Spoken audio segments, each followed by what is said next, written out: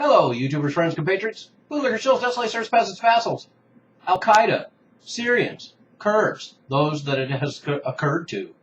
I'm a useful idiot. Today I want to talk about a new breakdown in the opposition in Syria. Although it's a kind of a mischaracterization because the Kurds are not necessarily considered an opposition group. But the series of events we have now is there's clashes between Syrian Kurds and Islamist rebels. And this is kind of a big deal all of a sudden. There's been clashes before between the Kurds and other elements inside Syrian civil war, including the so-called Free Syrian Army. But these new events are a little different. There's been 30 killed so far, and Kurdish fighters pushed Islamist groups out of the town of Ras Al-Ain on the Turkish border.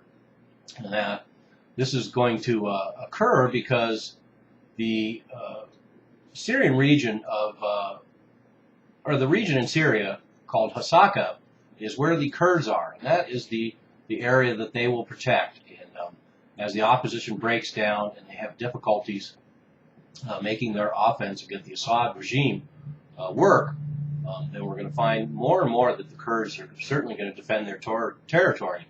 And several more clashes reported in nearby areas and oil and gas fields all around the Hasaka province.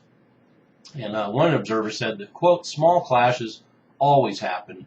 What is new is that they are happening in many different areas, unquote. So this is an interesting development, something to watch, because we have the Kurds basically taking the upper hand and making sure that they have claims on all of the territory that they consider part of their Kurdish region. And that's something to keep in mind with the position of the Kurds in Syria. Despite occasionally cooperating with rebel fighters, the country's Kurds have largely chosen to remain outside of the conflict and have sought to keep out both regime troops and rebels.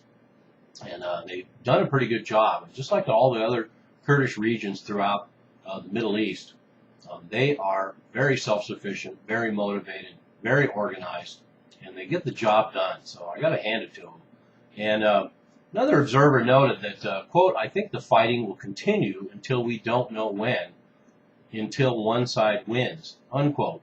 And that would seem to be the case. And I would put my money on the Kurds. They have a lot more skin in this game. They've got a lot more to gain. And this is their native region inside Syria.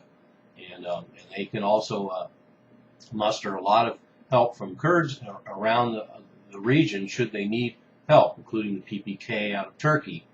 And so this is a dramatic development in my eyes, because I still think that somewhere along the line, the Kurds in Syria certainly could end up with a lot more autonomy, and in the future, with the Kurdish regions getting more autonomy in both Turkey, Iraq, and Syria, then so we could see some dramatic events. I still put my money on seeing an eventual Kurdistan.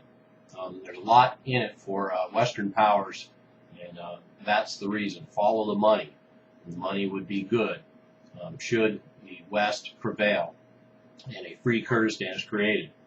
But we also have a standoff, a dramatic standoff between Kurdish forces and extremist forces, Al-Nusra Front in the province of Raqqa. So this is occurring across a couple of different provinces now, and quite a showdown. Like I say, since there's multiple events and more than 30 killed so far, and I might add that the 30 killed so far, 20 of them were the Al-Qaeda and only 10 the Kurds, and I would put my money on those kind of odds throughout. As fierce as Al-Nusra Front is, they're no match for the Kurds. And part of this, too, is could be predictable, as insiders blame the clashes because the Islamists tend to assume control in captured regions and try to impose their own Sharia law. And as I've said before, this will not go down well with the Kurds. They already have their own systems and infrastructure set up in their region. They don't need any competition. They're very self-sufficient.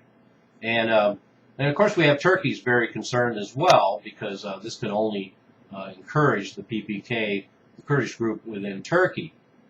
And there's also been a lot of exchanges on the border with Turkey, including exchanges between Kurds and Turkish forces, and al-Nusra Front and Turkish forces. So that border remains volatile. But anyway, in my eyes, this is a pretty dramatic event, and I think we'll see the Kurds further consolidate their gains and make sure that they remain in control of all of their territory. I'm a useful idiot. Don't you be one too. And remember, if I agreed with you, then we'd both be wrong.